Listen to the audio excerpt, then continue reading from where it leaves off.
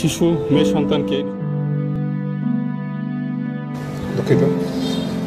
ঘটনার বর্ণনা দিতে গিয়ে কান্নায় ভেঙে পড়লেন র‍্যাব কর্মকর্তা। নিজেকে যেন সামলাতেই পারলেন না।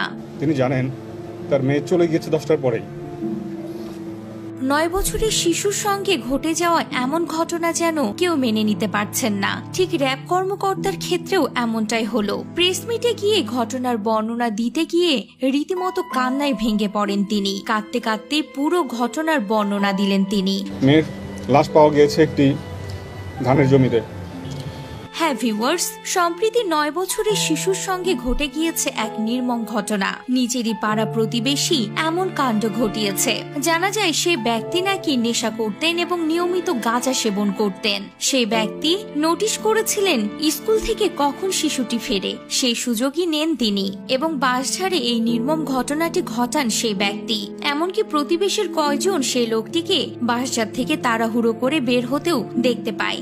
এই বাঁশঝাড়ের ভিতর থেকে দ্রুততার সাথে বের হয়ে যেতে দেখেছেন। আর সেখান থেকে জানা যায় এই 9 বছরের শিশুর সঙ্গে মর্মান্তিক ঘটনাটি ঘটিয়েছে নরপশু এই ব্যক্তি। আর এই ঘটনাটির বর্ণনা দিতে গিয়ে রীতিমতো কান্নায় ভেঙে পড়েন র‍্যাব কর্মকর্তা। কাঁদতে কাঁদতে পুরো ঘটনার বর্ণনা দিলেন তিনি। তো ভিউয়ার্স, এইসব নরপশুদের আপনি কি বিচার চান তা অবশ্যই কমেন্ট করে জানাতে ভুলবেন না।